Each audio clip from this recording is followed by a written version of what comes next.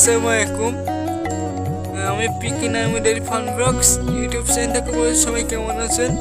সবাই দেখতে পাচ্ছেন, দেখেন আমি আসাম অনেক গ্রামের একটুগঞ্জ থেকে যে ধানের বীজ থেকে কীভাবে গাছ হয় দেখেন, তাই দেখেন আপনাদের ভালোবাসা দেয়। দেখেন এই ধানের বীজ ছড়ার আগে প্রথম ধানের বীজ ছাড়ানোর পরে আপনাদের এখানে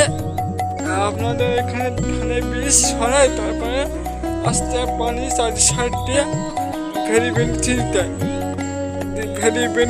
দিয়ে আপনাদের এখানে শনিবার পানি দিতে আস্তে আস্তে করে গাছ হয়, ধানের গাছ হয়। এই জায়গা থেকে আপনাদের ধান যখন এই 1 মিনিট বা 2-3 মিনিট যখন হয়ে যায়, 2-3 মিনিট হয়ে গেলে তারপর থেকে বা এক হাতে সিওটি অল্প কম তারপর এর থেকে তুলে নিয়ে যায়। তুলে নিয়েছে আপনাদের আরও করে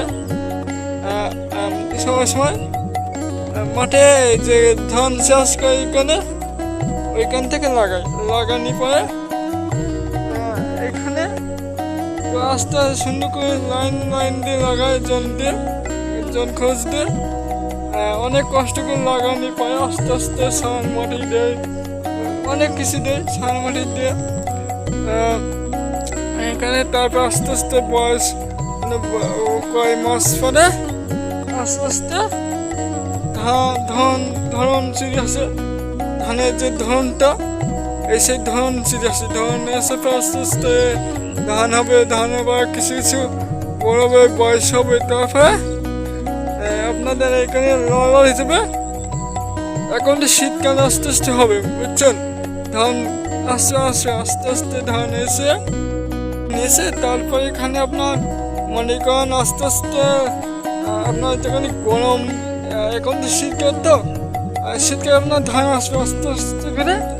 তারপরে গরমকাল যখন আসবে, গরমকাল থেকে আপনাদের মনে করেন এখানে ধানের গরম গাছ আস্তে আস্তে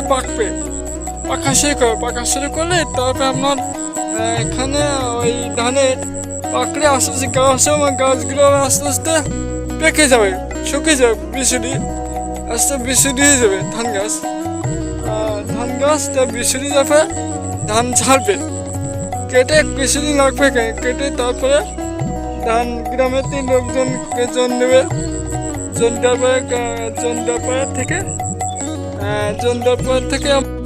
কেটে তারপরে আসতে 2-3 দিন রেখে একজন রেখে তবে বাড়ি নিয়ে যাবে, রেখে আরো 2-3 দিন রেখে ছাড়বে, বুঝছেন? ছেড়ে তারপরে সিদ্ধ করবে, অনেক করবে, ছেড়ে অনেক কিছু করে সিদ্ধ করে তারপর মারা করে মানে চাউল আসবে, চাউল থেকে আমরা ফুটাই, আমরা ভাতে চাউল হিসেবে পানি দিয়ে চুলায় দিয়ে রান্না করি, তারপর আমরা খাই সেই ধানের বীজ। আপনাদের এইভাবে করে বাঙালিরা কৃষকরা হয়। এইখানে আপনার শহরের মানুষেরা ঢাকা শহর বিভিন্ন শহরে নিয়ে যাবে, এর থেকে ওই জন্য শহরের মানুষ খায় চাউলটাও।